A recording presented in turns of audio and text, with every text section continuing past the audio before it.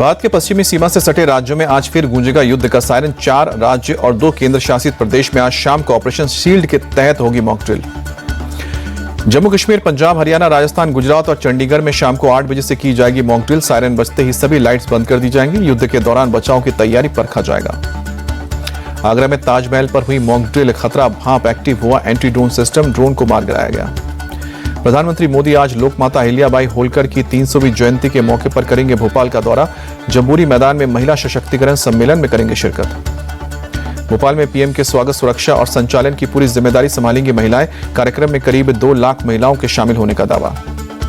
PM Modi Bhopal में road show भी करेंगे। जम्बूरी मैदान में मुख्य मंच से पंडाल के अंतिम छोर तक यू आकार में बने सड़क मार्ग पर होगा रोड शो।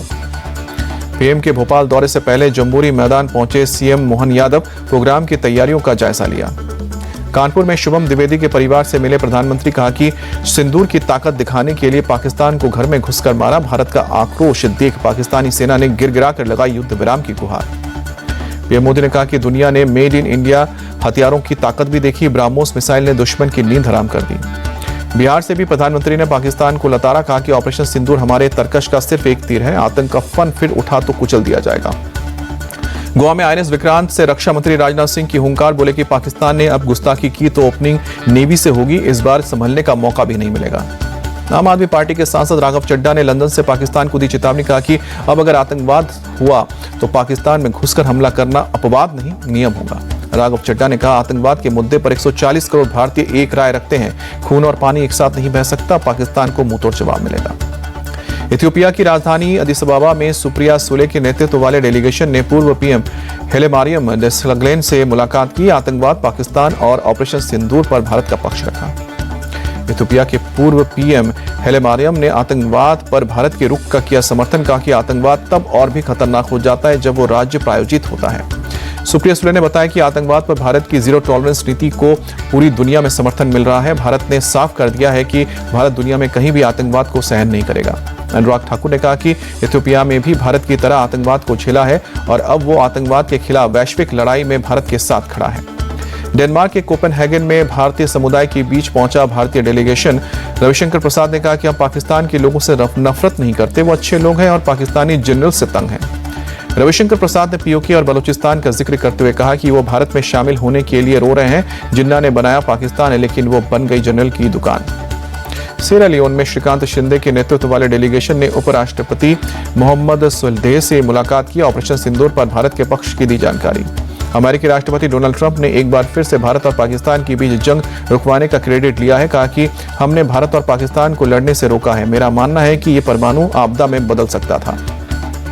राष्ट्रपति ट्रंप ने ट्वीट के हवाले से जंग रुकवाने का दावा किया। कहा कि हम उनके साथ व्यापार नहीं कर सकते जो एक दूसरे पर गोलीबारी करते हैं और संभावित रूप से परमाणु हथियारों का उपयोग कर रहे हैं। ऑपरेशन सिंदूर के दौरान पाकिस्तान की मदद करने वाले तुर्की को भारत ने दिया कड़ा झटका। इंडिगो के पास मौजूद टर्किश एयरलाइंस के बोइंग की लीज सिर्फ 3 महीने के लिए बढ़ाई। जम्मू कश्मीर के पुंछ में पाकिस्तानी गोलीबारी के पीड़ितों से मिले गृह मंत्री अमित शाह। गुरुद्वारे में पहुंचकर टेका मत्था, कहा कि पुंछ के लिए जल्द आर्थिक पैकेज का ऐलान करेगी सरकार। गृह मंत्री अमित शाह बोले, हमने घर में घुसकर मारा इसलिए पाकिस्तान बौखलाया। भारत हर आतंकी हमले का जवाब देगा। जम्मू कश्मीर के पुंछ पहुंचे army chief Upendra Dwivedi Sundarbani sector में फॉरवर्ड चौकियों का निरीक्षण किया।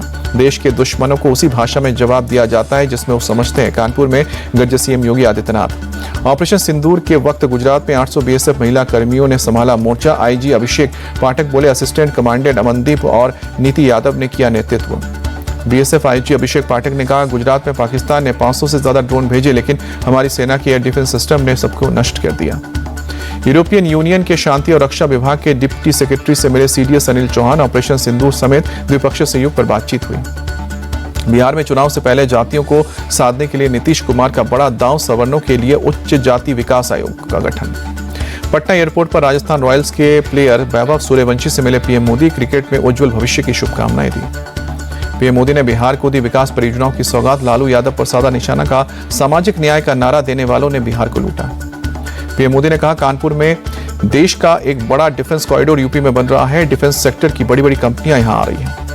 बंगाल बीजेपी के अध्यक्ष सुकांतो मजूमदार का बयान, का ऑपरेशन सिंदूर सेना का एजेंडा था, ऑपरेशन बंगाल भाजपा का।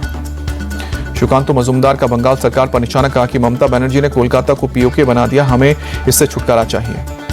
असम के नेताओं से मिले मल्लिकार्जुन खड़गे और राहुल गांधी, चुनाव की रणनीति को लेकर चर्चा। एआईएमआईएम नेता अकबरुद्दीन ओवैसी ने वक्फ कानून को बताया काला कानून, कहा कि अगर हमें बीफ के नाम पर नोचा गया तो हम लड़ेंगे। उत्तराखंड के बहुचर्चित अंकिता भंडारी केस में निचली अदालत के फैसले को हाईकोर्ट में चुनौती देगा। अंकिता का परिवार मौत की सजा की अपील करेगा। अंकिता भंडारी मर्डर केस में निचली अदालत ने तीनों दोषी पुलकित आर्य, सौरभ भास्कर और अंकित गुप्ता को सुनाई है उम्र कैद। पुलकित पर 72,000 और बाकी दोनों दोषियों पर 62,000 का जुर्माना।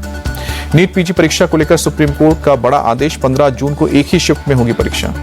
आंध्र प्रदेश के विजयवाड़ा में बीती रात हुई भारी बारिश, के इलाकों में जल भराव से बिगड़े हालात। विशाखापट्टनम में भी बीती शाम हुई भारी बारिश, जनजीवन प्रभावित।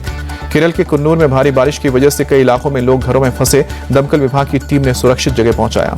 आईपीएल सीजन 18 के फाइनल से एक कदम दूर है मुंबई इंडियंस। एलिमिनेटर मुकाबले में गुजरात टाइटंस को 20 रनों से हराया। आईपीएल में थम गया गुजरात का